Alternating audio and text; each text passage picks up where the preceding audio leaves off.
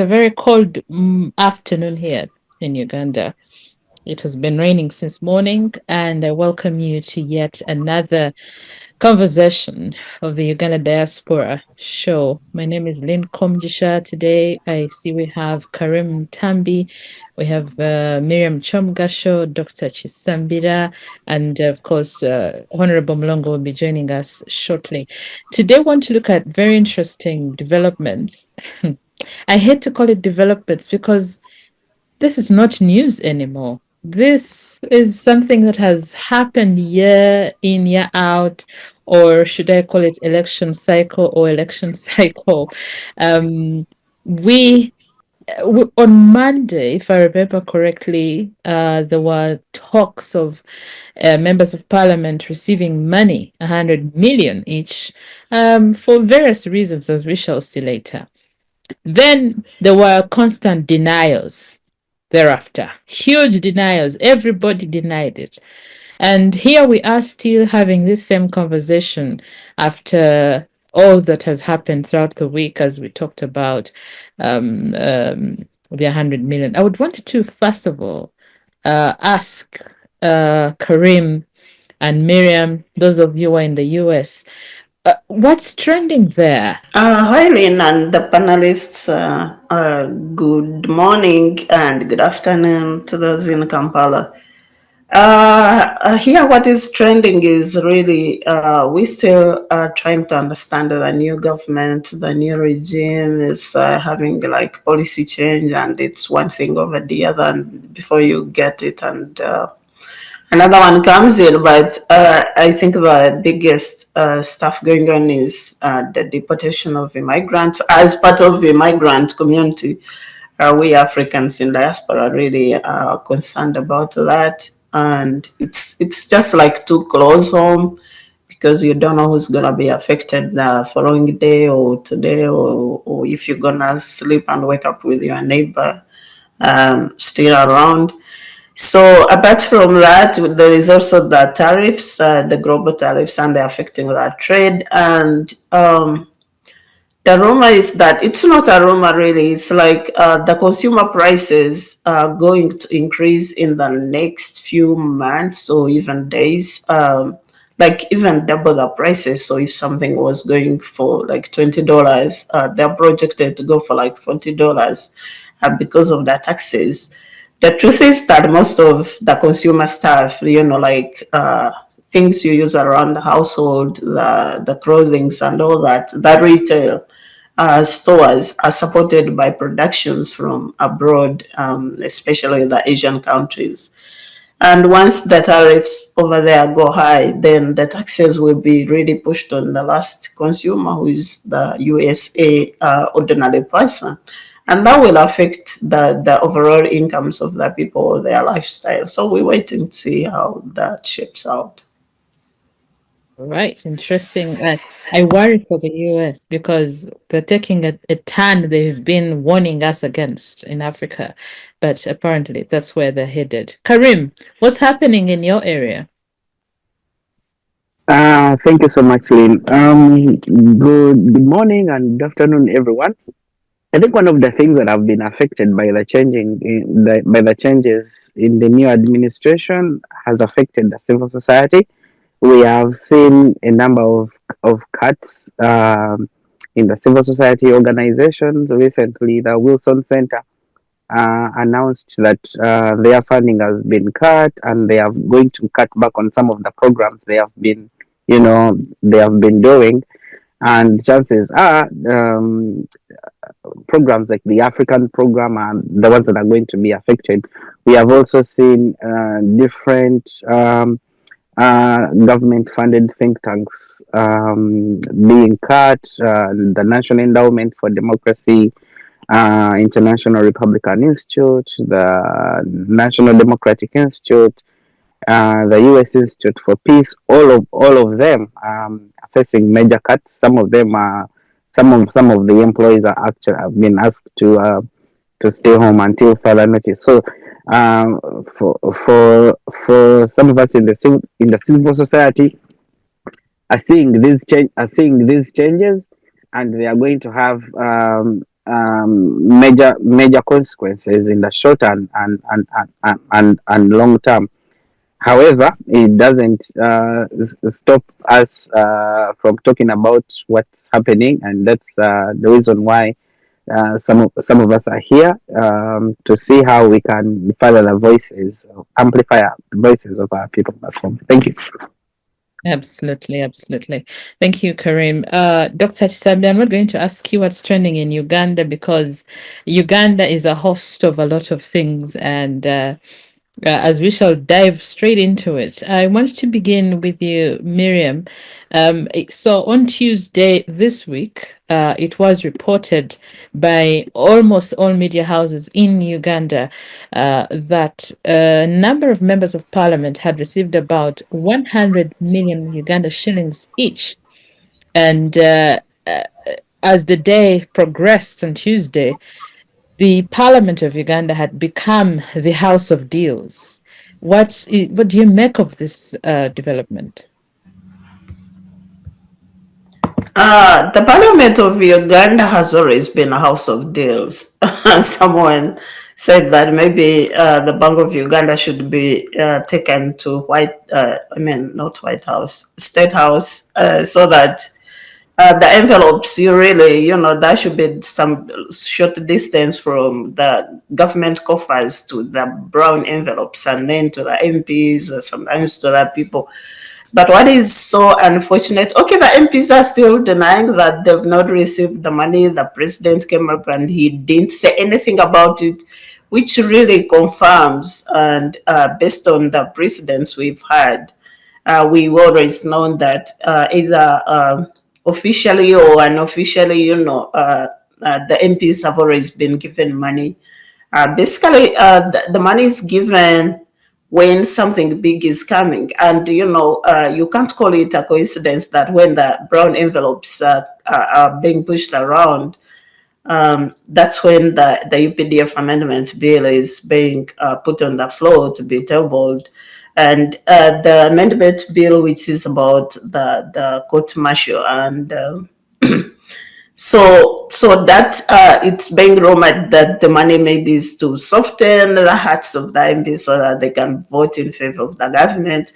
But then also, we know that it's election season. The president has been around the country going through places, and maybe he feels the population the reception wasn't warm enough. So he's pushing the MPs also to go back and add in some voice.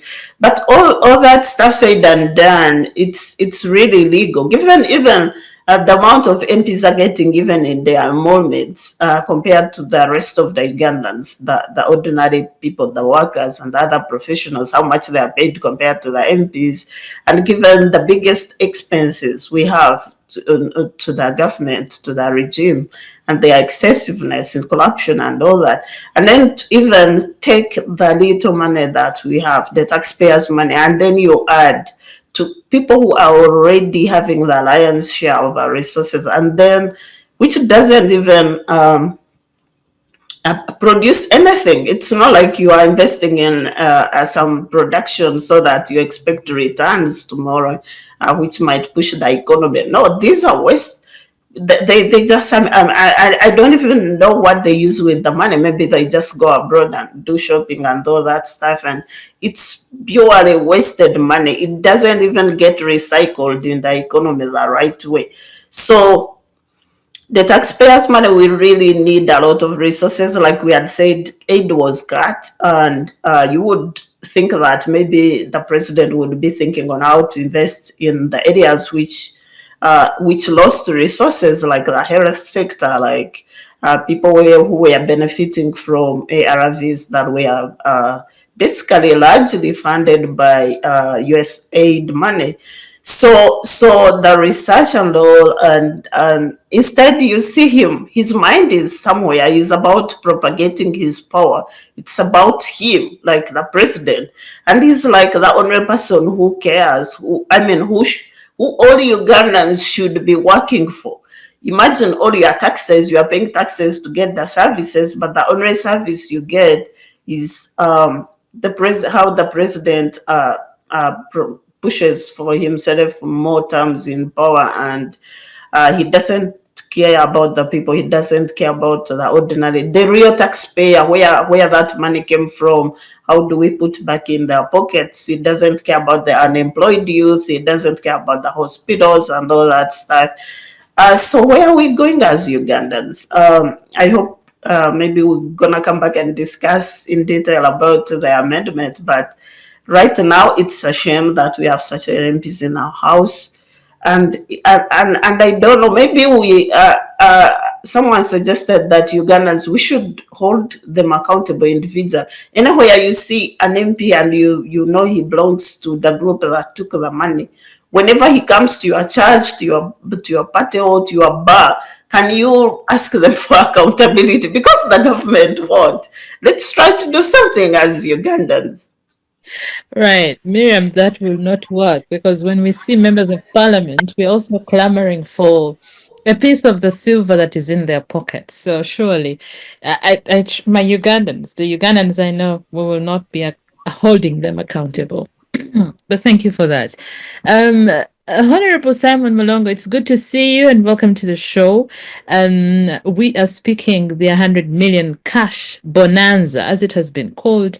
I want us to dive back a little bit, because this is not the first time that we're seeing Parliament of Uganda receiving hefty billions or millions of shillings for certain facilitation. In 2005, we saw that there was 5 million Chisanja facilitation. 2010, we saw Chogam scandal payouts.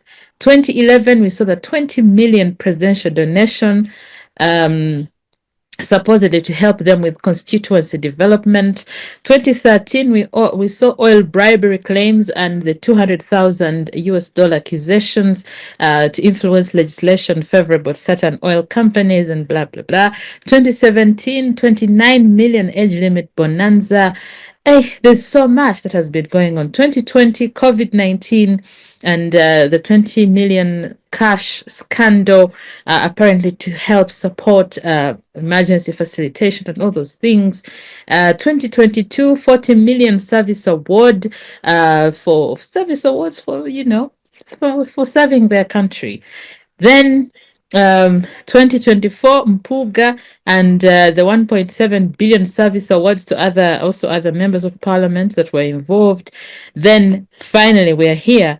Now we have the money allegedly to facilitate their loans and their well-being and support them in doing their work. Honorable Simon Mulongo, I ask, why then are we making noise all over again? I don't know if you see me, but yes, we do. Thank you very much. I'm sorry I came late. I had issues of things to finalize before I would join you, and I'm happy that finally I'm here. Well, the 100 million cash to the MPs. My take is that we need to confirm whether it's illegal. It may be irregular, but is it illegal? What's the source of that money? Because a number of people are just guessing. It must be the reason money that was passed in the supplementary that is classified. It must be from the NRM coffers, because MPs contribute quite a good number of millions per month. We do contribute to the party, and that's not little money, and so on and so forth. We also have donations and support from elsewhere to the party. So is it from that, or where is it from? So what is important is to confirm the source. And some people don't want to go an extra mile to find out what it is. But they end up just saying guesswork and use it to hype as if it is a fact. Because is it true that it is illegal? Is it true it is irregular? It's irregular because it is not part of the monthly emoluments, it's not part of the package of the MPs, yes, but to me it is not illegal. Two, what is the purpose of the money? When you sign for the money, when you receive the money, definitely there is a detail about it. When you sign for it, this is it for transport, is it facilitation, and we're all guessing about it. I have not seen an MP telling us clearly what that money is meant for. Was it budgeted for, and so on and so forth. So as long as it is not illegal, I don't have much trouble with it. The issues of course, concern is that the purpose. Once we know the purpose, then we can know whether they are going to direct that money into it or not. But given the fact that most MPs, some MPs have accepted they received the money. There are those who are complaining they have not received the money. There are those who are complaining that they're going to contest the delivery of that money, the receipt of that money, because they should have gotten, but they never got it. I think the question now is it because they never got it that they're complaining, or is it because others got it and that it is irregular or illegal? And the petition, as you know, is gathering signatures. Somebody was telling me that the money was meant for all MPs, and that the president was angry because how come some MPs did not receive? But I doubt that, because when the money is given to MPs, usually there are clear instructions who should get. If it is all MPs, they either give them to all of them by cash or even by bank transfers. My suspicion is that some MPs who want to demonize government, who want to, yes, somebody was calling me directly and I'm using the same hotspotting. So are you able to see me now? Are you hearing me now? Oh, yes, please go on. Yes, so my take is that I think because MPs would carry a bag of money, say this is 20 million I received, which I oppose, and you paraded, you received it quietly, now you paraded in on the compound of parliament, call the media and hand over. Now, we've seen such people do it. Now, people want to gain political capital out of it. And we are not sure whether they don't receive a similar kickback of sorts to say, you take it to vilify government and tarnish it, but we're going to give that money back to you by other means. Because we know some MPs actually receive, as the president noted in his statement, receive money from certain quarters within and outside the country. But as long as they can bring down a notch or do the government, tarnish it, they receive the money. And there is evidence through intelligence notes, they do. So when you see somebody carrying a bag of 20 million, me, I would solve it because I need the money. But somebody is saying he wants to make a political capital out of it and now carries a bag to say that pretentious that he's taking in the bag. So possibly, those who are not given the money, maybe it would be that would be one of the issues. Now, on my part as a former member of parliament, MPs earn between 35 million a month. At my time, it was between 25 to 30 million. But by the end of every month, we'd be in a deficit of about 5 million. The money goes to burials. I would use about 7 million a month for burials, average of 10 to 12 million for fundraisings, about 5 million for I helped you, I supported you, then like 3 million, you're passing here, are you leaving us just like that? At the end of the day, you have to borrow money because the money is over. You're in the third week of the month. Now, you know, in the fourth week, you receive the cash. So you borrow some 10 million from the money lenders who are quite abundant around parliament because you're very sure money will come anyway. And when you do the equation, you actually have overspent by over 4 to 7 million shillings.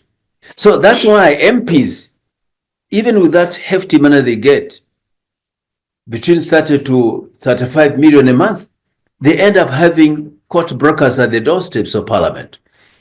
So the cycle of you shouldering government services and substituting government or public delivery of services plus private demands makes it so strenuous and so stressful that actually these people, the quench for the money is insatiable.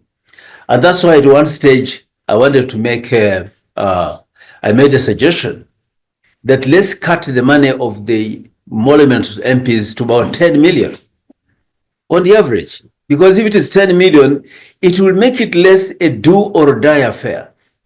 Because now when people hear about 30 to 40 million, oh my God, people kill to go to parliament. People can do anything, whether it is witchcraft, whether it is prayers or duas. They want to make sure others fail and others get through. So it's a do or die. It's not about manifesto anymore. It's not about selling ideas. Even if you make roads, I made a road. We had the road from Mbale to a place called Wakaka, the border post with Kenya, which had been on the budget books for 19 years. So when I went to Parliament, I went to some technical people. Those male fellows you see, those technical people who are small, they're the ones who move levers. So they integrated the road into the work plan. And I got an idea that the African Development Bank was supporting what they call regional roads, a road that links to another country.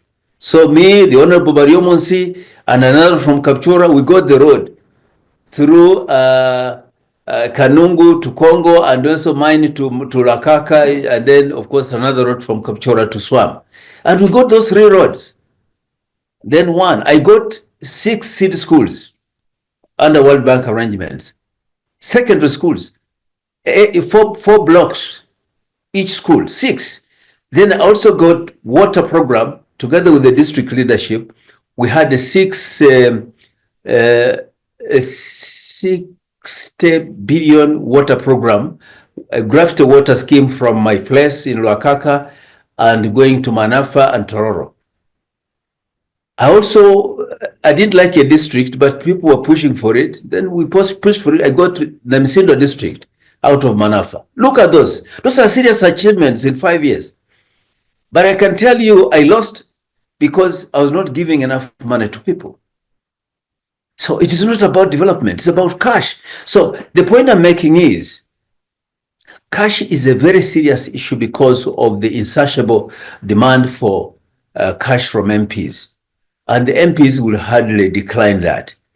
You can call it a bribe, you can call it whatever it is, and I could see my sister associating it with the key legislations. But you, Madam Moderator, you actually cited some payments that were done without necessarily having a major legislation, like during COVID and so on and so forth. So, yes, it is possible about legislation, but possible it may not be legislation. These MPs could also be using budgeting authority to insert some resources for them to beget at the end of the day. So before we blame the president, because the president came out to explain the fact that classified expenditure has nothing to do with what they're trying to talk about. Classified is about covert activities, equipment acquisition, and covert operations. Parliament is not a place for covert operations. What goes to Parliament is public. When something goes to Parliament, even if it is secret, the clerks will be the first one to leak because they think these guys are going to benefit from hefty money, and for them they have not. So they will leak it. And on Parliament, on the floor, it will come up. And once it goes on the floor, whether you're in Ukraine, whether you're in Argentina, whether you're in Washington or South Africa, Pretoria, it will come to the media, and everywhere it will be everywhere. So it's not a covert activity there. That's not a place for secret operations like those. So I want to say that, and the issue of the law, the bill, I think it is only right and fitting that we look at the guidance from the Supreme Court. They said if you want to operate a military court like that, then elevate it from being a tribunal to something of a court of judicature like we know it. And they put their guidelines. You must have some of these qualifications. You must have court officers. You must blah, blah, blah, blah, and ABCD. And then it means you must adjust constitutional provision number this, the UPDF Act number that. So if government has come up with that, what is criminal about it? And if the MPs have been morally, let's assume that the thing is targeting the legislation, then whom would you blame? Do you blame the government? Because you elected Mulongo, and Mulongo is now corrupt and is going to pass a law which has come legally and through the legal process and mandates Mulongo's mandate as a parliamentarian. Why do you blame him? Do you blame the president? So you blame yourself who elected Mulongo. So I think also before we blame Mulongo, who is an MP, let's see whether it is illegal.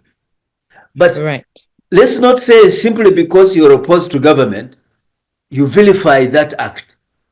And I remember recently we had the Supreme Court passing judgment, and now that the same government has the court has made a decision to decline bail. Now you're vilifying the court and the government. Let's have some fair standards of judgment. That's what I could say. Thank you so much.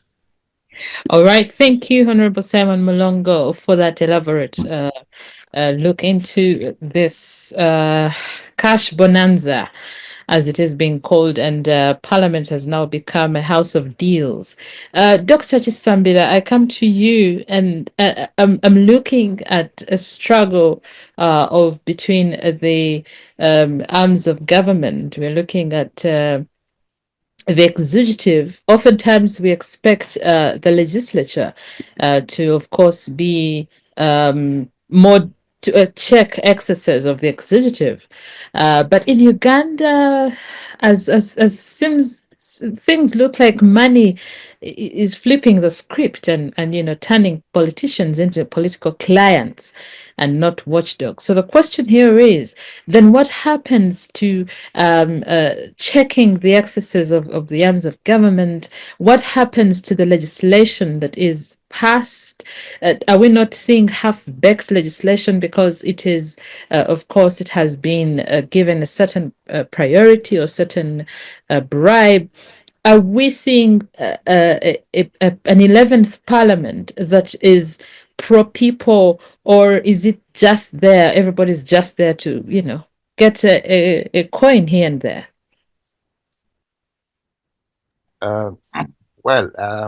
Thank you, Madam Lynn, and dear panelists. I already have mixed feelings about this subject because it's really disturbing. It's so disturbing and pathetic to learn about it, that our legislators are sharing money out of the established frameworks through which they are supposed to earn. However, you see, one writer said when corruption gets critical, the actors change and behave similar to one another, maybe in one way to avoid being disadvantaged. Like they see the other group as benefiting, so all they have to do is to join them and benefit from it all at once. Like they shouldn't miss out, so they start behaving the same way. And when you see that happening, you really get to know that it's getting critical. In the past, corruption has been described in Uganda mostly in the executive arm of government at all levels, but now it is quite so spread to the other arms of government, where we have the August House as the House having the central role of oversight and maybe giving accountability to the public. It has turned itself otherwise, yet even that the public had to, at one time, protest against the rise of corruption in parliament. But on this particular subject, I'm still puzzled. I have not seen anyone authentically come out to say, yes, the money was received, or yes, the money was given out. Even though the pre-current speaker, Honorable Mulongo, was saying some MPs have actually opened up to this, but I haven't seen or read it or heard it anywhere in the mainstream media that we have in our country. So for me, it still remains a rumor, and it doesn't hold water so much for us to actually discuss a rumor per se. However, I want to challenge Honorable Mulongo, because he said he has a question to this: is it legal or illegal? And he says he doesn't see a point of illegality in this matter if it really happened that way. Yeah. But he still questions, yes, its legality and where it falls and what was the purpose of the money. So where I want to challenge him is that, yes, if the money was received, he didn't see how illegal it was, but then he doesn't know the purpose of the money. So me and you, the dear panelists, know that the parliament is supposed to be the watchdog, the place of oversight and giving accountability for the taxpayers' money. And there are established channels through which legislators are supposed maybe to pass budgets and receive money, probably through the Parliamentary Commission, if I'm not wrong. Through the Parliamentary Commission, this money is budgeted and it is issued through official channels. So why would they then have to walk to maybe the Parliament at night, receive the money, or maybe go to Kololo in some houses, get the money from there? That, first of all, makes it to be illegal. I don't think somewhere it's written that a member of parliament can walk into maybe parliament outside working hours with no probably official sitting session, that there is probably a ceremony or something of the sort to share some form of money for a particular purpose. If it is really legal, it must have a particular official and legal schedule of how it should really happen, if it's really something that is happening in the interest of the state. So the question of it being legal, we would look at its procedural practice. How was, I mean, the procedure was already improper of how the thing was really moving. So it really raises antennas that are looking for how authentic it is, first of all. So then when we say we don't know the purpose of the money yet, still that makes it further illegal. Like, I mean, for all monies that have been issued to members of parliament through proper channels, it has been attached to a purpose of it. Even that we think has been bribed before, probably maybe they would issue it in the names of going to monitor how PDM is working, or how Operation Wealth Creation is working in different constituencies. Here consultations for removal of amendment of Article 102B. At least they have given it a name, a label. So this particular one has no label, you understand. So that further makes it illegal. So what am I trying to say is that, yes, we may try to hide ourselves behind certain corners to run away from the fact. If the money was really shared, and it's not a rumor or a false rumor, if the money was shared in that manner that people had to pick it at night from houses or from the parliament outside working hours, there has been a point of illegality there. Then I want to comment about it being attached to probably passage of bills, or and their quality, the quality of bills. Well, as the moderator said and gave us some background history of how money has been shared in the past and the seasonality of these happenings, I want to comment that, yes, this government has excelled in running its populist theory, that it most of the times runs on a populist theory to market itself. It does things deliberately. Sometimes, okay, things go out of hand, but they gain out of it by gaining publicity. I mean, they gain publicity out of it. So you find that, yes, one in the most recent past, we've known some controversial MPs from the opposition who have crossed to the ruling government. And one of the reasons they give to the electorate is that, yes, I want to make this comment in Uganda, such that I bring out in the context of its meaning.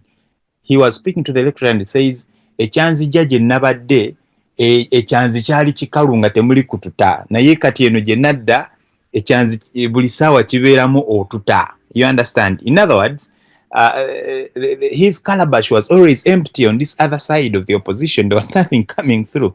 But when he crossed to the ruling government, he's at least seeing some sort of milk in his calabash. But this does not mean that the ruling MPs, I mean MPs from the ruling party, have an extra pay. They all actually get the same pay. You understand? So there is a standard of payment that they really get. So there's nothing like if I'm from opposition, I get less, or if I'm in the ruling party, I get more. So it tells you that there has always been some money that passes through a kitchen cabinet or behind corridors to get to people who are actually supporting the policies of the ruling government, or popularize them or market them, or in any way. So that one tells you that if such a person has gotten an opportunity of receiving 100 million, they won't denounce it, because they are going to go back to the electorate and tell them ekyanzira kyafunyeyo kututa, like they found some more milk for their calabash. So that is the quality of legislators that we really have. So if the government has a policy that is half-baked or not in the public interest but in the interest of those who are actually trying to push it, they can easily ride on the backs of such legislators to actually push what they want, even when it's not going to benefit the people. And lastly, when you look at what the Honorable has shared, he has been so honest onto some of the reasons as to why our MPs are constantly being, caught up in the fracas of corruption. You understand? So, actually the probity of the House of Parliament is now on crossroads. Like it has been watered down, diluted, in fear of kind of retribution, maybe from the executive arm. Yet, yes, the moderator asked me the role. Where does Parliament stand on its role of, checking powers of executive? Actually, it has been turned onto them. Their weapon has been turned onto them. That if they use it the right way, they actually almost facing retribution. In other words, they may be punished for doing what is right. So everyone else is, they are tiptoeing in trying to do actually what their mandate would have been, to the extent that even uttering out a statement, one has to go back and practice what they are actually going to say. Does it annoy anyone? How does it, get back to me? Precedentally, you saw how one of the legislators wanted to act authentic and innocent, that they were trying to take back the money to Parliament. It haunted them, it haunted them, it disturbed them to the extent that they had to finally, bend their principles to, cross from one party to the other. That's how I think they found forgiveness. But I'm telling you that act haunted them. So that's what I'm trying to say, that the whole House has been diluted to that level that they fear retribution, they fear punishment from the boss if they actually act otherwise. So their their role of oversight, their mandate of accountability has been diluted. They have ashamed us. So why? The question is why? Our Honorable has shared that they have a big expenditure back home when they go to their constituencies. It's around time that they are going back into another election cycle. So they are yet to face huge electoral budgets, for running campaigns. And lastly, those day-to-day expenses that they really face as they move around in their constituencies. So for me, I put this back to government, because probably government has failed to play some of its roles. So they are thrown back to the legislators, who are actually supposed to do other things, but they tie on them things like, maybe making roads or constructing schools and all that. If any legislator was maybe able to do what Mulongo did by lobbying for schools, lobbying for water projects, lobbying for roads, and they market this to their constituency, probably it would help them leverage on that to avoid undergoing catastrophic campaign budgets and expenditures. So they would not easily be used for such a matter and being caught up in such corruption scandals. I think that's what I have to say. For this, really, it has to be, we need to know whether it's a rumor or it's a fact, and then we start qualifying some of these statements. Thank you. All right. Thank you, Dr. Kisambira. You will never know if it is true or not because Semu Junganda, on one of the political talk shows, he was asked that, did you get this money? And his answer was, of course, he first went around and around it. And then he said that if the money is official, you certainly know about it. But if it is unofficial, everybody is going to deny it. So from what I gathered from his comments, it looks like this money was given unofficially. And so everybody is going to deny it until, of course, we get to see members of parliament dish out this money. I see a comment in the section here in the chat room. Miriam says, Simon, poor financial management skills is not an excuse to extort the taxpayer. We also have black tax, which takes away most of our income. I agree with you. Kharim, I come to you as an opposition member of National Unity Platform.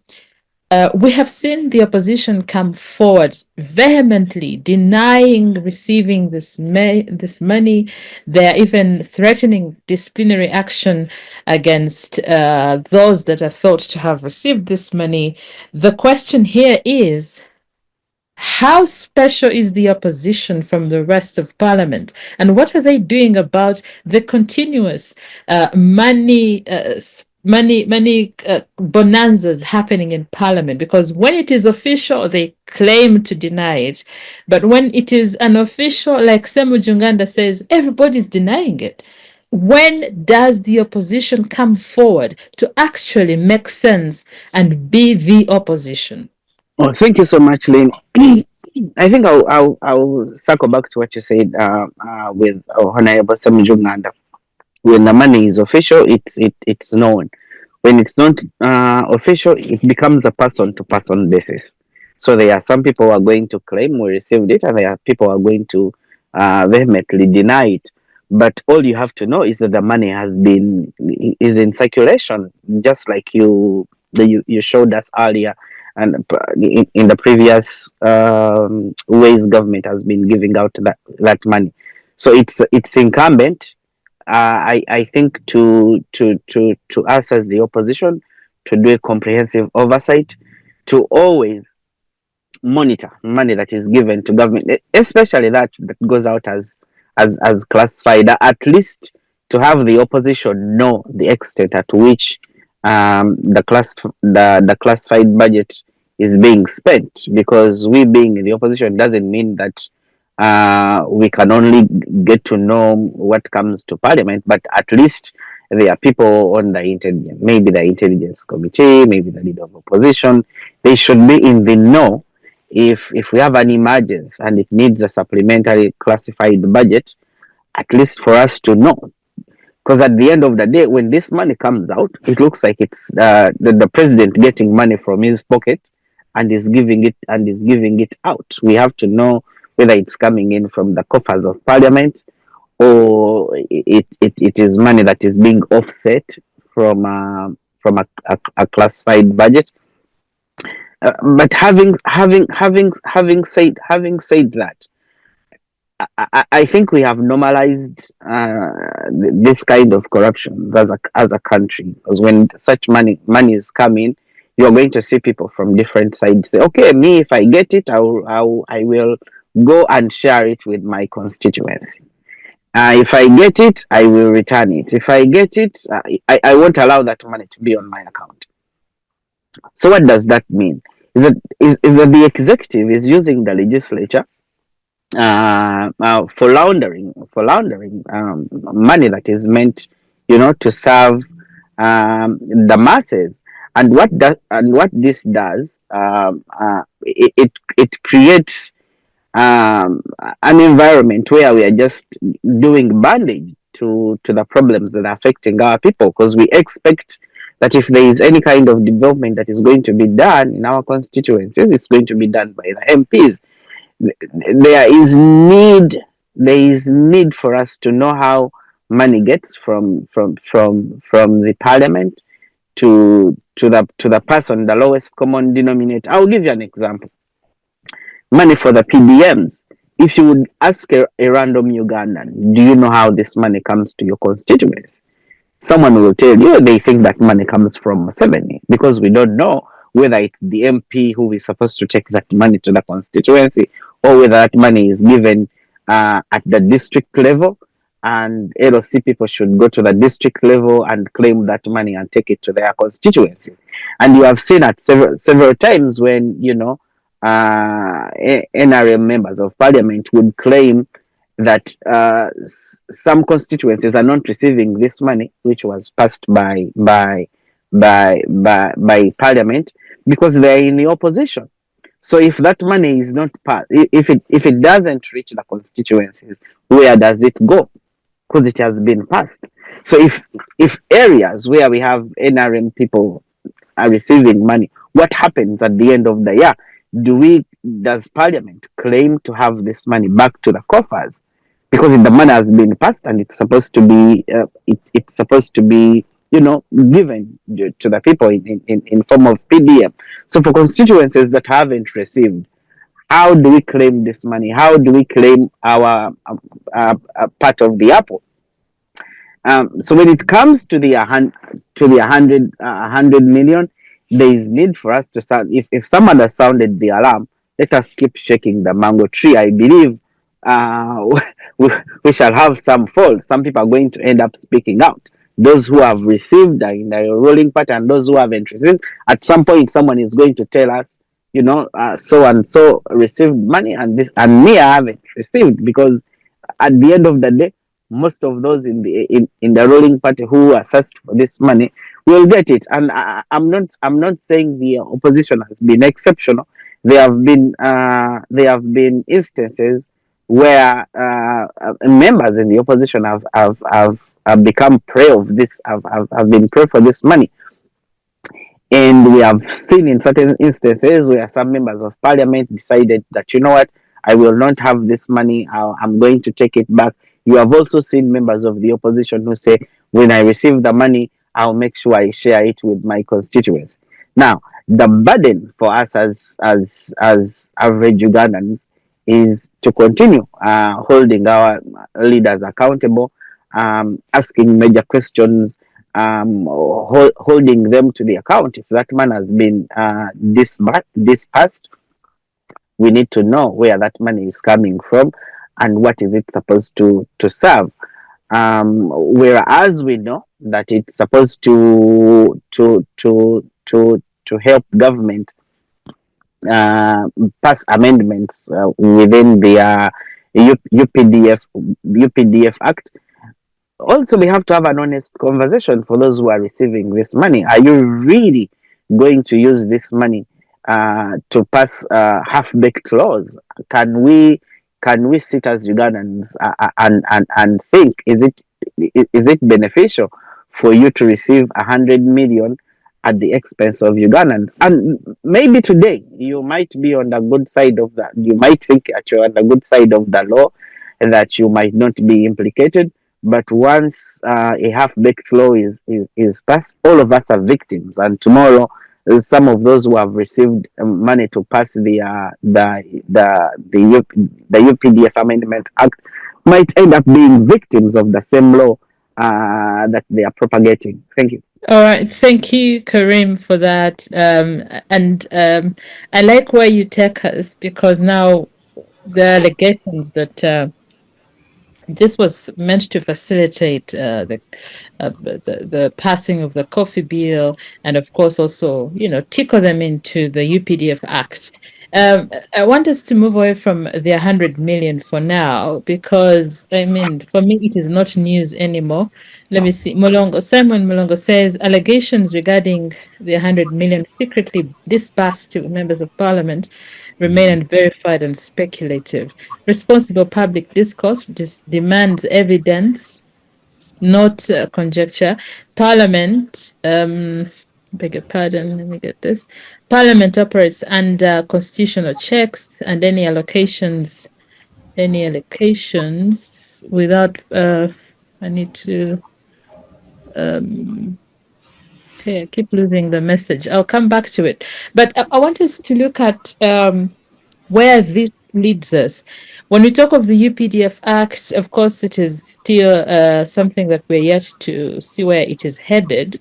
The Supreme Court the other day, of course, made some changes, and Cabinet sat and said this week, actually, I think it gave a green light to the amendment of the UPDF Act to reflect recommendations by the Supreme Court.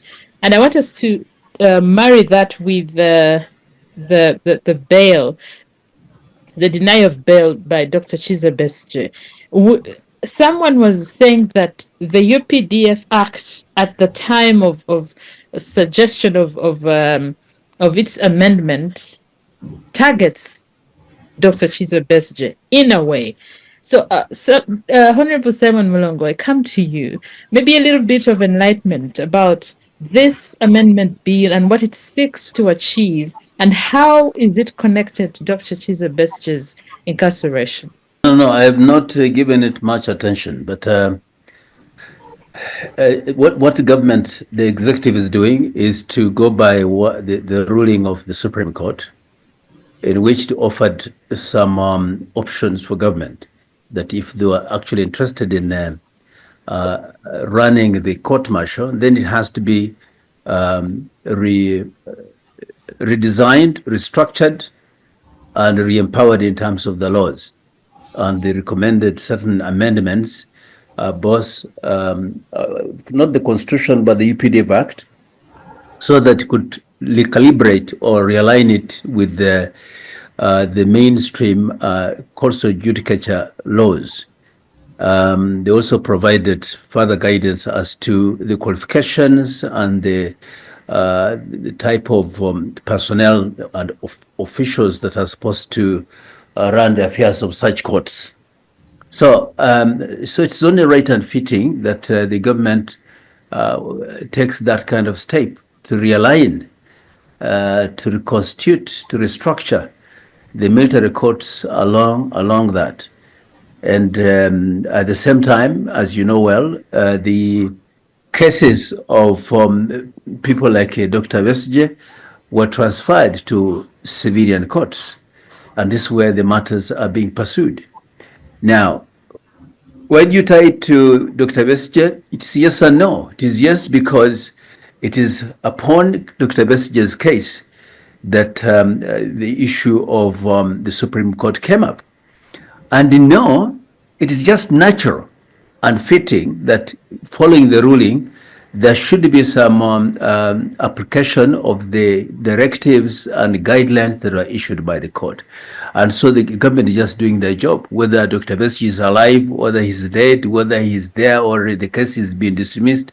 But the courts, as a matter of existence, need to be realigned, need to be restructured, and so on. So for that matter, the bill will seek definitely to put that into perspective. Mm-hmm. Right. Thank you, Simon Mulongo. I want to continue with your comment here in the chat room, where you're saying, let's resist politicizing every financial issue, especially without facts. Institutions exist to probe such matters objectively until credible proof surfaces. Such claims only serve to distract from real legislative duties and undermine public trust. Accountability must be pursued, but never weaponized. Right. Kisambira says, thanks, Simon. In an ideal country, you are very right. I see a debate there. Okay. Miriam, if I could ask you, when you look at yesterday, Was it yesterday? Yeah, yes. Besigye and, of course, his co-accused were denied bail. Um, under very interesting circumstances. They do not even highlight what circumstances those were, because all sureties were, of course, they were good to go, but they say allegedly the offences were committed in various locations in Uganda, and they required more time to conclude investigations. So there's a lot going on with that. But when we look at the UPDF Act, the Supreme Court recommended that administratively, the General Court Martial be established as a division of the High Court with jurisdiction to handle capital criminal cases involving both military officers and any civilians who would exceptionally fall within its ambit. Um, then what then why put military in, why make it a general court martial? Why not just call it another, maybe call it a military court or the division of the high court, something like that? Miriam, what do you make of this? The question would be: do we need a special court martial as part of the judicature, as part of the mainstream judiciary? Like the last ruling where they said the court martial should ideally be for disciplinary purposes for the military establishment.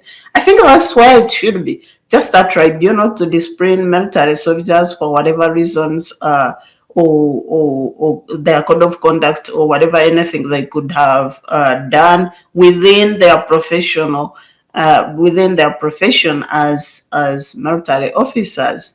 What does the court martial has to do with civilians?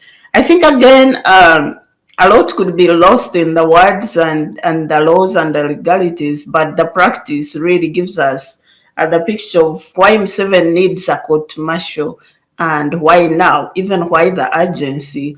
And after even when the Supreme Court nullified it and said it's unconstitutional, why is he rushing to reinstate it? To the extent that it's even rumored that he's bribing MPs to really to oil them, so that they could pass it without, with few amendments, or pass it in favor of his interests. If we could go back to when the court martial was nullified, we saw the outburst basically from the president. Then there is his son, and then they produced a statement where they really felt like the court martial shouldn't be nullified and they needed it. But we have seen the precedents. We have seen in the course when the court martial has been around for the last 20 years, it's been a torture chamber, like a weapon to really persecute the opposition leaders. So take the case of Besigye, for instance. They get someone, or let's go to Bob Wine, because Besigye's case is still ongoing. Maybe we shouldn't interfere with the proceedings. We don't know what the verdict is going to be. But look at the case of Bob Wine. When he was in Arua, they accused him of having a gun, or maybe perhaps even shooting someone or whatever. What would you be using a gun in your hotel? And they even paraded it. But after they tortured him. They took him in the military barracks. They beat him up and even hid him like without trial. Like they really incarcerated him without trial, without even taking him in the mainstream courts until there was too much pressure to produce him in courts. That's when they produced him, and he was in really bad shape. He was maimed. He was really beaten up so bad. And for them, their case was that he was hiding some guns or whatever. And as time passed, we saw that was a fake allegation. That was really a trumped up charge, and someone had planted in the gun in his room, the gun which disappeared over time. But the gun disappeared. What didn't disappear is the torture that Bob Wine or Chagulanyi had to go through, the torture, the trauma, the trauma of his supporters. And it's not only Bob Wine, but several MPs were tortured. And then after some time, the court martial, whatever that thing is, then dismisses the cases, without any punishment, which means that they knew that there was no case to begin with, and the purpose was to torture people. So look at the case of Besigye. They go. I don't know whether they planted the gun or whatever, but the Besigye saying that he's innocent. But they accuse him of whatever they accuse him, take him to court martial, whatever that thing is. Their outfit, I think it's just a kangaroo court. It's just another torture chamber of Museveni's regime outfit. So they put him there, and they bring their trumped up charges. They bring their unqualified whatever they call legal professionals in that court, and then they preside over the judge. It's like they are the ones to decide the fate of that person, whoever they put in that court. But the point is, all those courts, all those issues, and the people they put in those courts are usually opposition leaders, and in the long run we find them innocent, but they know they can't torture them using the mainstream courts, so they need a court martial, and by hook or crook. So even now, even after it being nullified, because it doesn't really fit to be called a court by the Supreme Court, they are finding another way to go about it until they put, the moment you see the word civilian associated with a military outfit, you ask yourself, who is going to be that civilian, who's going to be tried in that court martial? And as long as we still have the regime of Museveni putting up fake charges on opposition leaders, and so that they can take them to the court martial, planting guns and all whatever, you still see that the court martial is really still being used, whether it complies with the legal requirements given this amendment they are trying to put up or not. It's still a military outfit used by the president to torture opposition, and as long as it's still there, then there is no justice for Ugandans, especially the civilians who are going to be presented in that court. I hope the MPs really, even after being bribed, I hope. I still, Simon, I still, I don't think it's an allegation. I think it's very true that MPs got the money, given the evidence that is flying around. And I think it's for this. That's my guess, because the money was given a few days ago, and even and then immediately we see the minister putting up the amendment to be tabled on the floor. The coincidences can't be really accidental here. So I appeal to the MPs, please. Today it could be someone else, but tomorrow it could be you. Think about Ugandans. Don't think about your political interests. Don't think about the money. Think about the ordinary Ugandan, and those opposition. They are still Ugandan. Whether you support Museveni, it doesn't make you a less patriotic Ugandan. Museveni is just another Ugandan, and today he could be there, tomorrow he could be away. And that court martial, those laws you really push there to benefit NRM regime, could be used against you in future, because you don't know who's going to be the president tomorrow. So just let's look for human rights of Ugandans. Let's look for freedom of everybody, whether you are NRM or you are opposition. And I hope and pray that court martial doesn't see the light of day. At least the civilians should stay out of it. If the military wants to adjust their tribunal and make it proper and legal, that's their business, and they should keep it to the military. On the case of the Besigye denied bail, I think it was a shame. And I'm calling upon Justice Kania. She said Besigye has all the requirements really to be granted bail, but she cannot grant him bail. It's really a shame that the old man is suffering. It's not Besigye, but also Obed Kamulegea, who is really of very, very advanced age, even their ill health and everything. I want to say, as long as we have not proven them guilty, can they really be released? You can put them under house arrest, you can do everything else, but why torture innocent people just for the benefit of political interest of one person? Who is Museveni? Museveni, please, tomorrow you're gonna be out of Uganda, and Uganda is gonna still be here. Right. Thank you, Miriam. It looks like everybody is pointing fingers at. Seven could hear you. That report.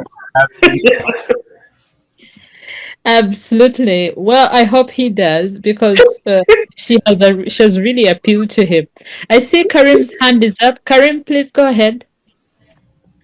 So thank you. I just wanted to add on what Miriam was saying when it comes to the court martial. What is the sense of urgency? Why is it this time that we badly need the court martial? Because if it was initially there to make sure the army has discipline, if you were to talk to the UPDF spokesperson, they will tell you that the UPDF is the most disciplined. So who is the target for this court martial? It ends up being, the civilians. We have young people who have been held in illegal detention, charged in court martial for just wearing a red beret, which they think it's one of the military regalia of Uganda, which is not true. Now, I'm imagining a situation where this law is being passed, and the first victims, are not going to be people in the military, but it's going to be the civilians. The question we have to ask ourselves is: have the civil courts failed us? Has the judiciary failed us? Don't we have some legal scholars to see this and do a pushback? Because in the case that you see the judiciary being attacked, for us to have a court martial as part of the High Court, it really shows that the High Court is doing something which is not fair, and the remediation for this has to be the court martial. The court martial had been instituted separately for the military. So if you have it, we have to look at what has been the injury, the causation, and redressability. So if the causation is that the civil courts are failing, and we are reining in the military to take charge, when the qualifications for those people who are adjudicating these cases are not even, they are not even legal scholars, you worry. First of all, you have to worry about who is going to be the next victim. So for some of our comrades who are saying, okay, if it's legal, it should be there, you have to worry the person you're going to be faced with in case you become a victim. Would that person be impartial? Would that person understand the law? Would that person understand you as a civilian, or would they look at you as part of the military? But again, when it comes to the case of Dr. Besigye and the co-accused, it's a shame that a judge can say you have all qualifications to get the bail, but we are still investigating you to see whether we can still hold you. If you're still doing investigation, you give somebody bail, and when you have all evidence against them, come back and get them. It shows that you are looking at maybe planting evidence, or you're looking at concocting something and adding it on Dr. Besigye, because now you are clearly saying we don't have evidence against you, but we are still going to hold you until that evidence surfaces. So I'm trying to imagine a situation where the court is going to come out and say, you know what, we don't have the evidence, now you are free to go.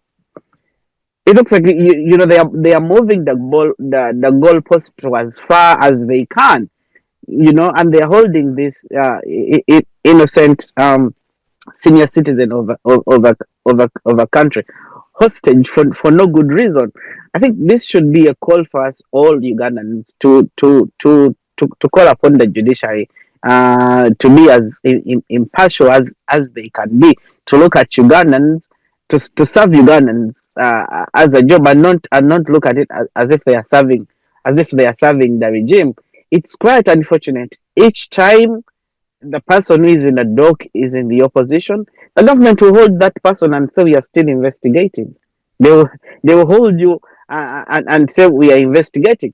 But if it was a regime sympathizer, it's always easy for them to say, "Oh, I apologized," and they sometimes they get away with just saying, "Oh, we are going to apologize," and they would get away with whatever crimes they commit. So I urge each one of us to stand by Dr. Kiiza Besigye and co-accused, and also demand for the immediate release of all political prisoners in Uganda. Thank you.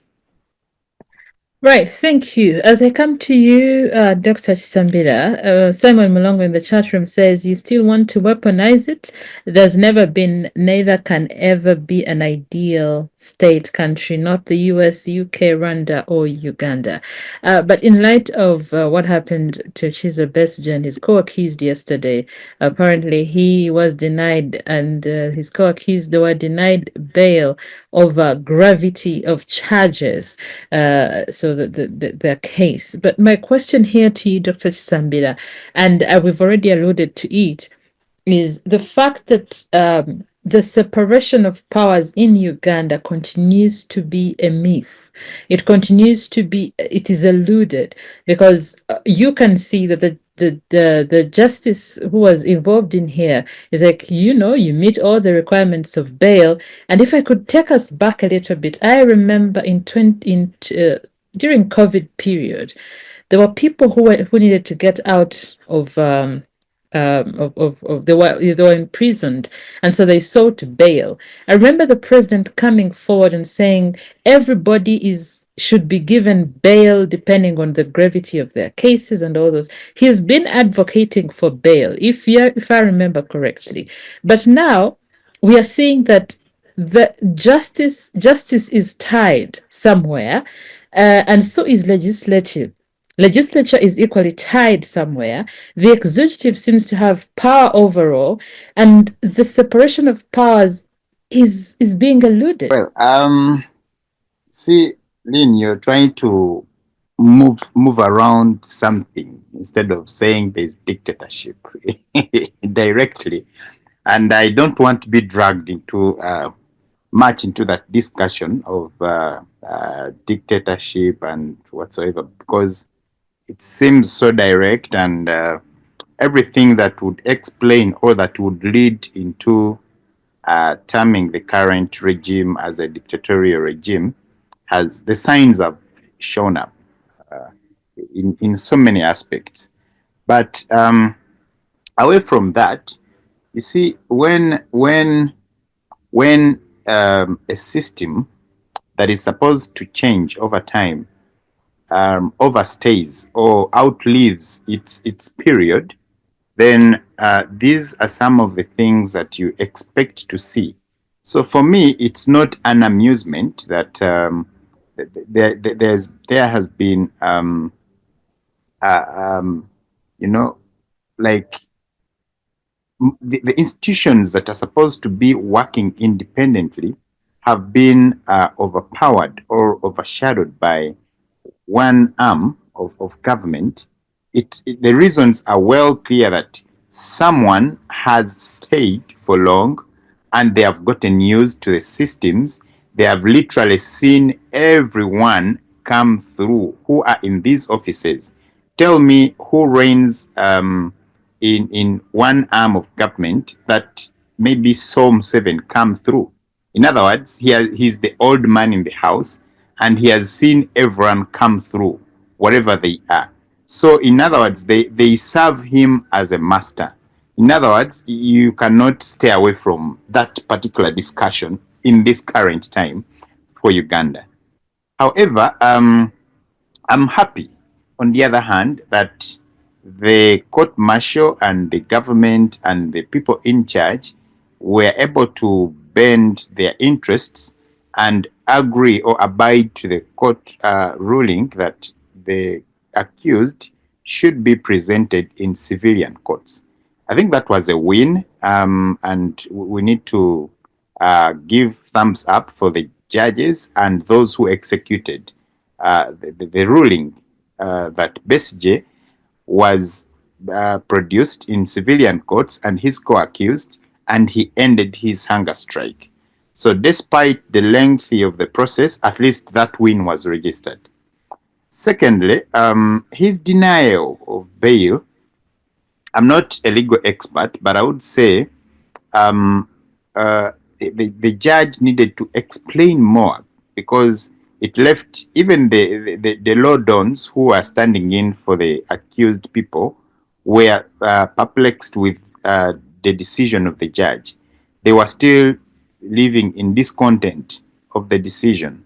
I mean, you said we have everything that would qualify our candidate from getting bail, but what else would make them deny? And when the judge simply or merely said the gravity of the offense that they committed is really, actually, when I had the registrar mentioning, said it is considered to be the biggest, or not, it might be even the biggest in history, something like that, the way I understood the statement. So it seemed like what Obeid and Besigye did has never been done before in that line. So probably for me and for that other person who is much more of a layman, we did not understand the measure of gravity of this case. Probably they would have helped us attach some, put some more meat on this for us to understand the scales of measurement of this gravity of the offense, that it would make someone who would otherwise have all the requirements for bail be denied bail. On the same note, you see, I wouldn't have much problems with the systems coming up with pre-qualifying the military tribunal into an independent arm of the High Court. I wouldn't have problems with that. But the problem stems from its inception, like the way the root cause of this particular part of legislation or part of development is that there has been a political scandal between two individuals, you understand? And these people who were colleagues before, so when they got a misunderstanding, it ended up into the Supreme Court.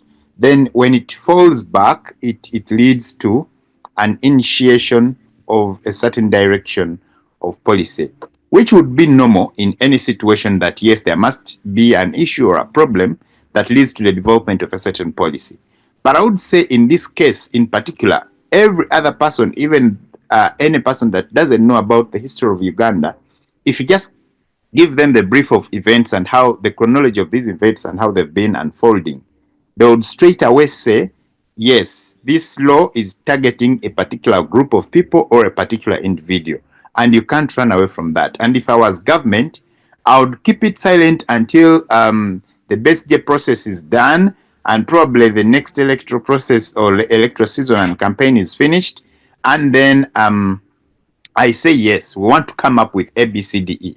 But we've had the CDF condemn what the court has said.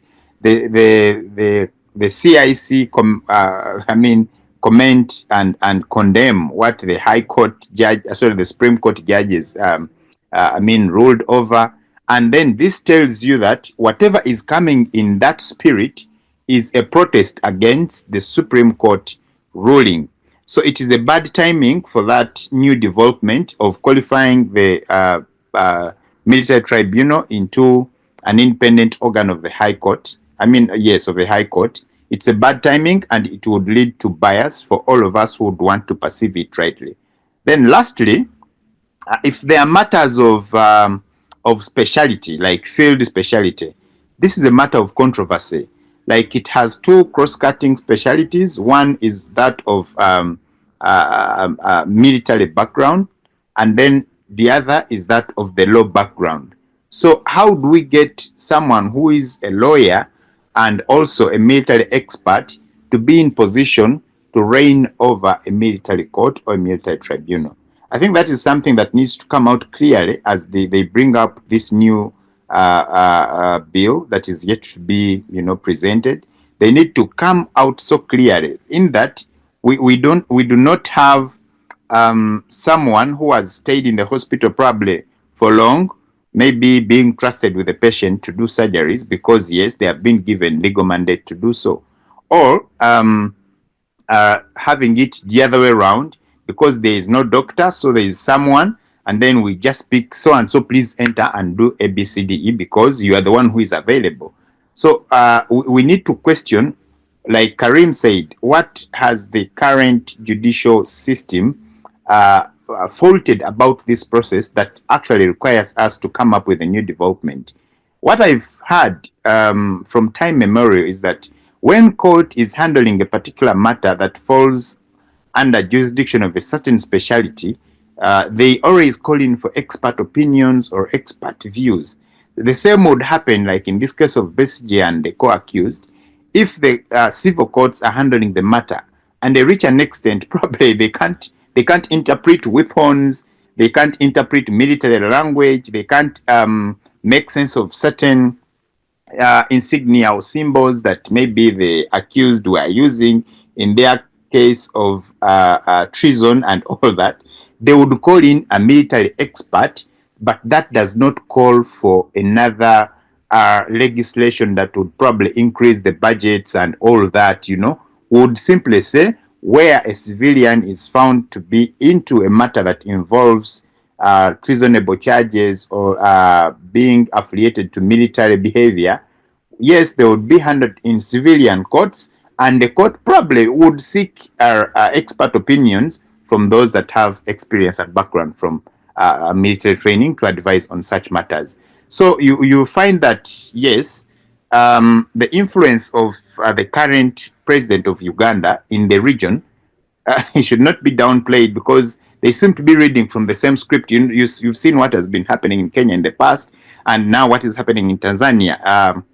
The leader of one of the leading opposition parties, I've forgotten the name, it's kind of Changamuka or something like that.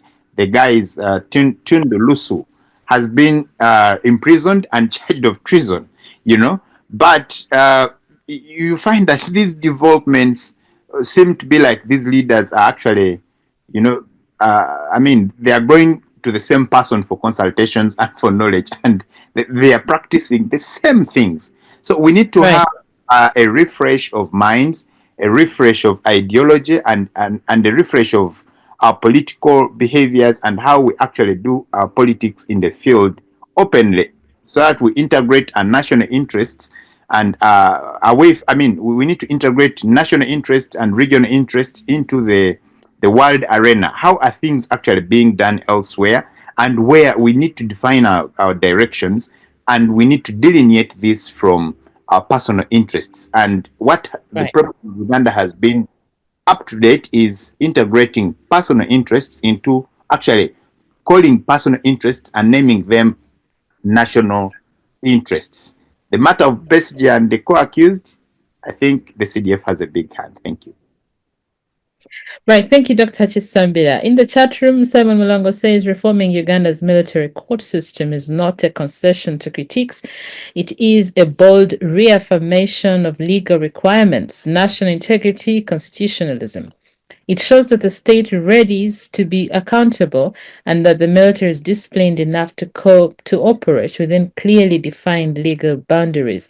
Miriam says Museveni has always been the advocate of no bail, especially of political prisoners, to the extent of kidnapping the bailed suspects back into the military dungeons. Yes, that has happened. But he has also somehow tried to lobby for bail for those whose offenses are not of capital nature. Honorable Simon Mulongo, As we begin to conclude our conversation, we are taking the general take on the conversation we've had so far. So we're looking at money that was handed over to members of parliament, the Besigye issue, and of course the UPDF act that is yet to come to Parliament for amendment. We shall see how that will go. But the question here, my worry right now, is that we have a few months to 2026 general elections. Already, there's a lot going on, and first of all, this issue of the court martial, many opposition people, many sympathizers of the opposition seem to say maybe this is targeted at opposition, or this is targeted at offenders towards the election. You know what fracas usually happens. Then we have some sort of ground being laid for still the 2020 general election. So the question here would be, is this all not affecting preparations ahead of the 2026 general elections? Well, you say we're winding up. You want us to comment on the three areas or on Yes. that? Yes, Okay. no. Right. Now, in terms of, yes, thank you. And thank you for colleagues for this very brilliant commentaries that you're making. On the issue of coming elections, timing, and introduction of these laws, of course, you may have your own assumptions, but when is the right time to anything?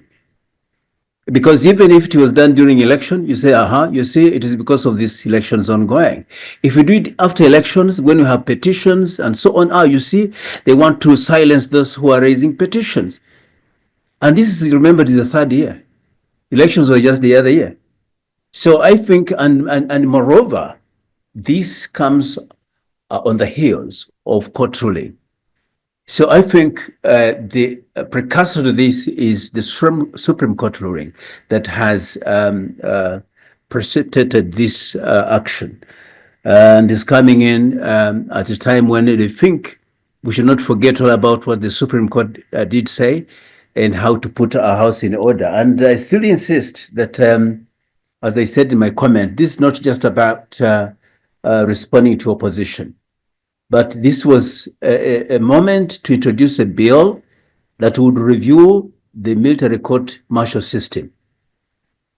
Of course, not that because it was broken, but because it must evolve with the democratic and constitutional maturity of the state. And that was about the ruling by the Supreme Court, including the Chief Justice himself. So in other words, UPDF should not be operating in a vacuum of a Bush war justice. They are now professional, institutionalized pillar of national defense and a constitutional order. And as such, they need to review, and actually it was long overdue. They needed to review this court martial system to act not in rebellion against just the discipline, but as an affirmation of military justice and align it with the principles of fairness. Now, regarding the issue of the court denying Dr. Besigye, I know I've seen members talk a number of things, but my take is that yes,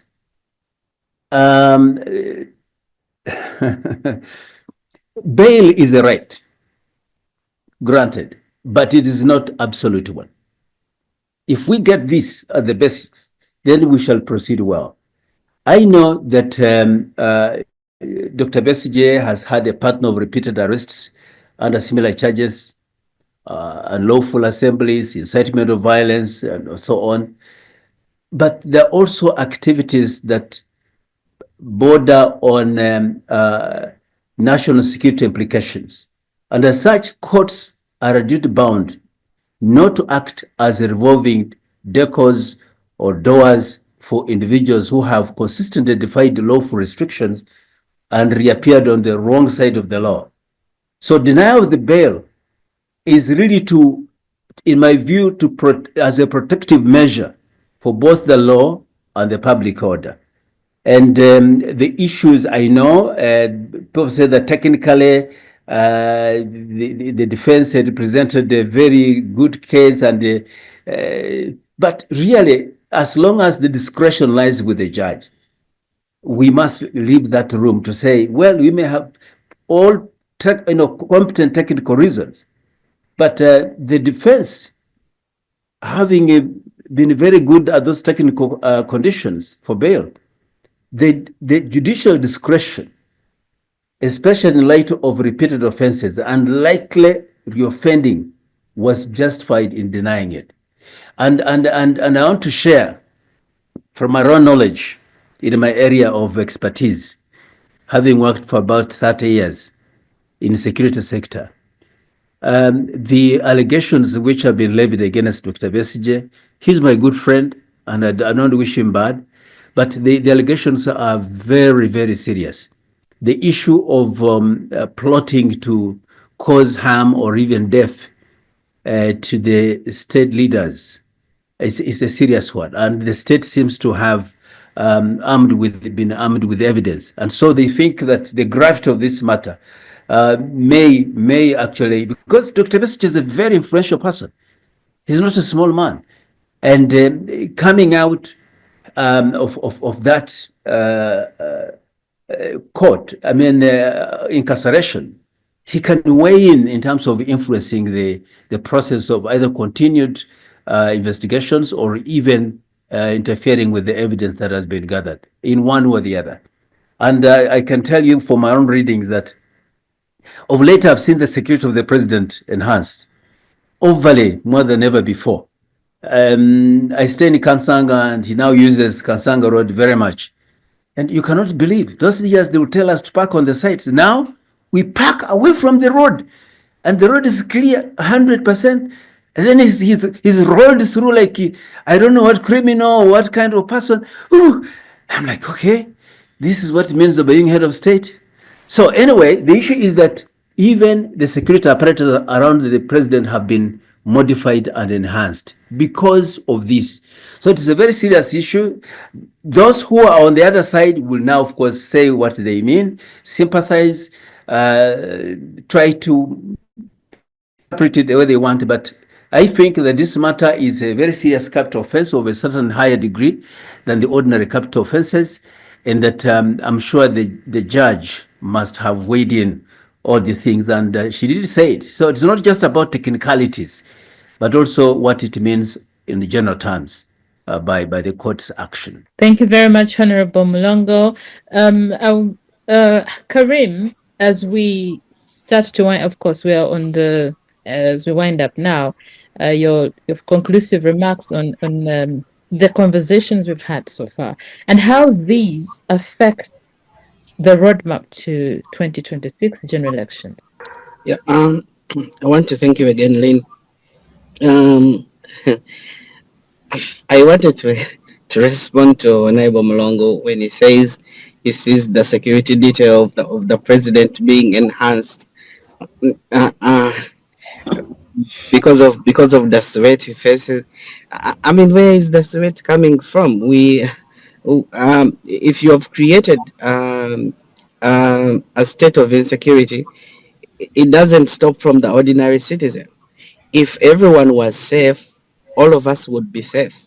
So for you to say that we have to enhance the security of the president, yet day in day out, young people are being abducted and taken to illegal detention centers. You don't think about their security.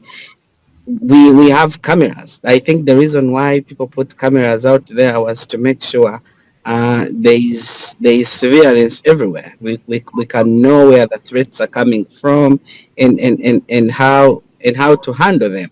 Now the answer can't be making people's businesses at halt. You've seen instances where people are having political processions and government would say, oh, we are interfering other people's business. But right now you are defending the president because he's moving from the state house to come to the city. all businesses are put at halt. People who are moving, people who are going to hospital are being put at halt, just because the head of state is moving. And if you have been in the background of security, I think security doesn't mean that you parade members, that you parade, armed people everywhere. There is intelligence. There are things that government can do to make sure that the head of state is secure, other than making sure everybody is insecure. Because if I was to move to a place and business is at halt, I wouldn't call that place secure. If I was to move through Kansanga and I find taxes, being put on hold, people who are moving on their day-to-day businesses have been put on hold, people's businesses, will also, people will shut down their businesses because they think that there is a security threat. So just because you are reinforcing security doesn't mean people are secure. You are securing one person, yet everybody is feeling a sense of terror. Um, um, and my concluding remarks on Dr. Besigye, I would say we are moving on a slippery slope. If government intends to carry out, justice in such a way whereby an innocent person is being held just because someone thinks we are going to look for we are going to scratch the surface until we convict you. Because when you look at the Besigye case, government is not doing an investigation to acquit. It looks like they are looking they are doing this investigation to convict. It looks like they are looking for a certain type of, evidence to make sure that the old man is being convicted. No one thinks that, okay, this person is innocent. There is no such a chance in their eyes that this person can be innocent at this time. And when it comes to the to the UPDF Amendment Act, I see they are going to effect it effective immediately. That once Parliament says, okay, we have passed the UPDF Amendment Bill, it has to start tomorrow. No studies. It's not going to have a timeline.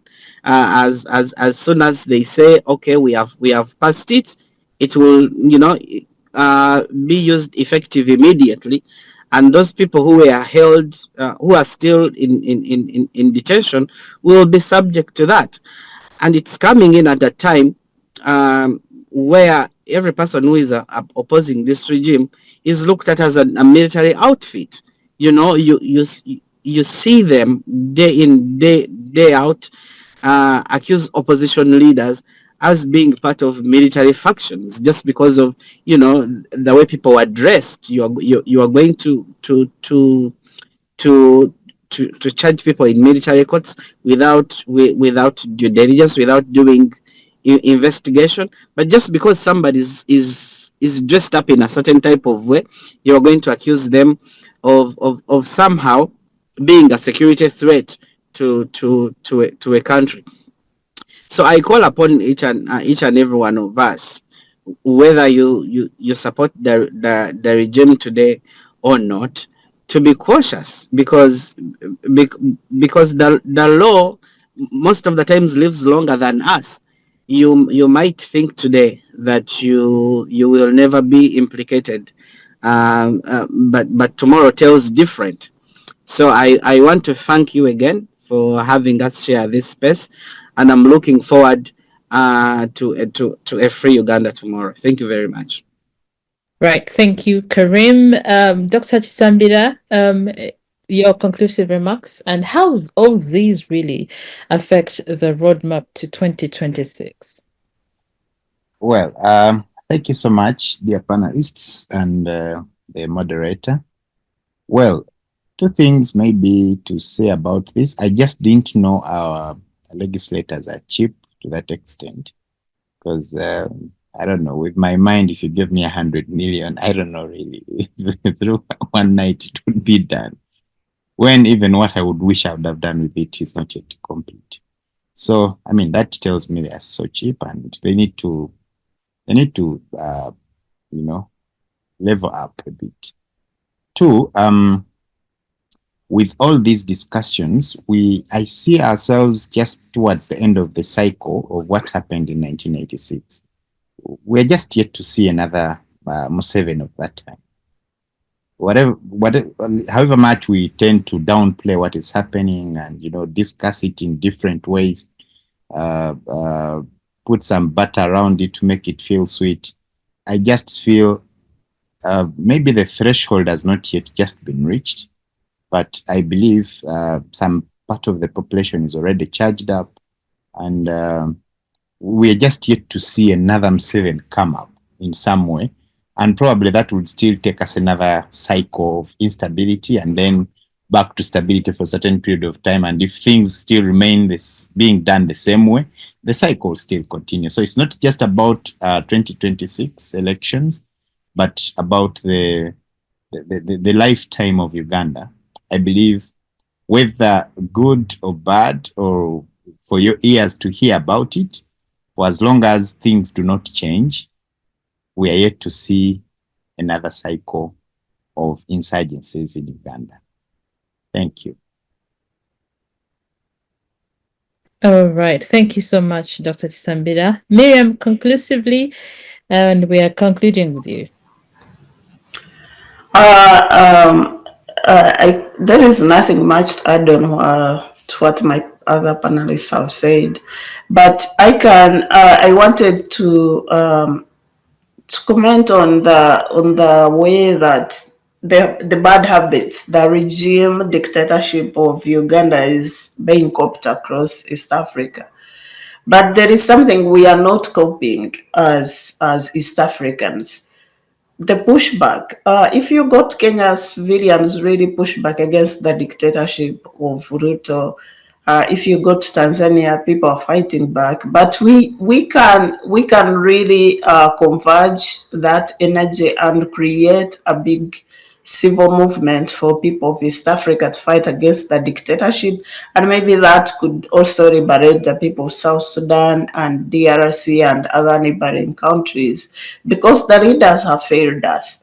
And there is no way, we cannot keep dreaming that they're going to wake up one day and do better or do something different to favor the people. Dr. Kisambira talked about how the situation, excuse me, how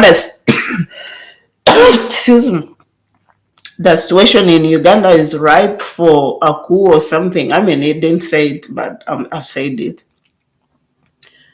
That would be unfortunate, but we can't say we didn't see it coming, because if, for instance, you look at a Ugandan MP taking all the lion's share of the money, they are spreading here and there, they are living luxurious life, building so many apartments in Kampala, going abroad for medication. What do you think about the people, the parent of youth? Maybe you have like 4 kids, you've spent all your family income on educating them. They've spent 10 years without any job, without any source of income. And the family is so poor, you get sick, you can't even find any medication. What do you think about the people? Do you think that they are silently watching on and they can't do anything? And if something happens on our country, I mean, we are all responsible because we have bred this. We've watched the corruption grow under our feet, and we have done, okay, other people have tried to do something, but the majority of us are doing nothing.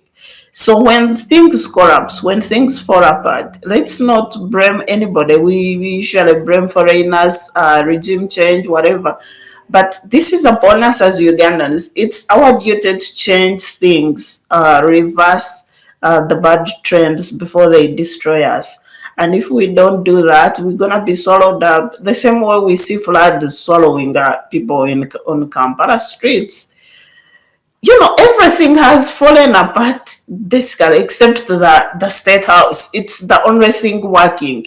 And the only job you can get, which enumerates you well, is being a politician. And not just any politician, but NRM leaning politician, just because the money are in the hands of just very few people, and it's the regime.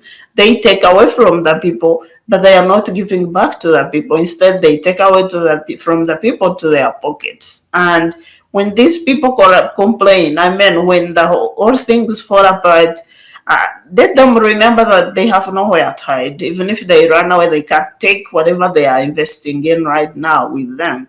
So the road is going to catch up with them one way or the other. And that's very, very unfortunate, because majority of Ugandans want peace, want democracy, and want the country to prosper. And on the side of Kiiza Besigye, they say, Simon said that there is a precedent that maybe Besigye might start the evidence or do whatever. I mean, if they have evidence, why don't they try him like here now? Why are they waiting for, they keep prolonging that trial and saying they are looking for evidence. But if they already have the evidence and they know that they have enough to stand a trial, why didn't they go ahead and try him right now, and maybe the courts decide instead of having to deny him bail and incarcerate him more.